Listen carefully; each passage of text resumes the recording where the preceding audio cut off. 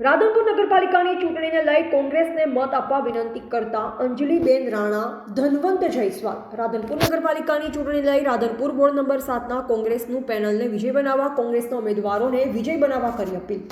Ward number 7ના પ્રાણ પ્રસંગનો નિકાલ લાવી કોંગ્રેસના ઉમેદવારો દ્વારા કામો કરવાની ખાતરી આપવામાં આવી, જેને લઈ સ્થાનિકોને મત આપવા ધનવંત જયસ્વાલ, અંજલિબેન રાણા દ્વારા મતદારોને અપીલ કરવામાં આવી. વોર્ડ નંબર 7ની પેનલ વિજય બનશે તો રોડ, રસ્તા, પાણી અને અનામત માટેના તમામ સમસ્યાનો અંત લાવી આવો વિશ્વાસ આપ્યો હતો.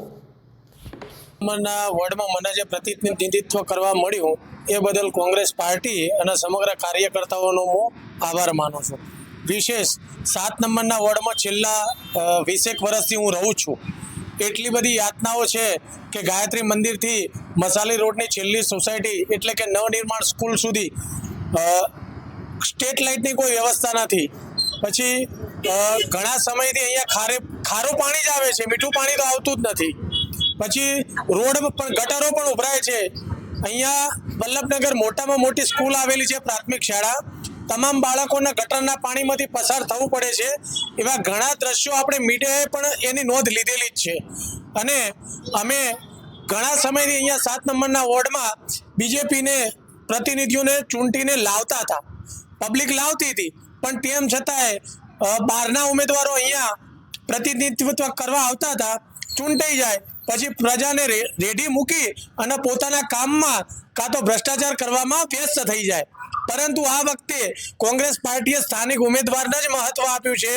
અને અમે જ્યાં જ્યાં પ્રચાર કરવા જઈએ છીએ અથવા તો લોકોનો સંપર્ક કરવા જઈએ છીએ ત્યાં બીજેપી પ્રત્યેનો રોષ ધરાહર અમને નજરમાં આવે છે. અને અમે ચોક્કસ એટલું કહી શકીએ કે વોર્ડ નંબર 7માં આ વખતે કોંગ્રેસ પૂરી તાકાતથી પેનલ ટુ પેનલ અને જંગી બહુમતીથી જીતશે. છે વોર્ડ નંબર 7 થી મને કોંગ્રેસ પક્ષ તરફથી આ વખતે ને યુવા વિભાગને પહેલી વાર યુવતી તરીકે હું ચૂંટણી લડું છું અને અમને પહેલી વાર કોંગ્રેસ પક્ષે મોકો આપ્યો એ બદલ ખૂબ ખૂબ આભાર માનું છું. રાધનપુરમાં આપણે જોઈએ પૂર્વ આપણે જોઈએ વર્ષોમાં ઘણી સમસ્યાઓ સર્જાણી છે, ગટરની, પાણીની, રોડની, રસ્તાની. હું સ્થાનિક થઈને પણ કહી શકું છું કે રોડ અમારા કેટલા વર્ષોથી મંજૂર નથી થતો. સાહેબ, અમે કેટલી વખત ચૂંટણી માટે અમે નગરપાલિકાએ ગયા છીએ અરજીઓ લઈને, છતાં પણ ભાજપ પક્ષ અમારું સાંભળતું નથી.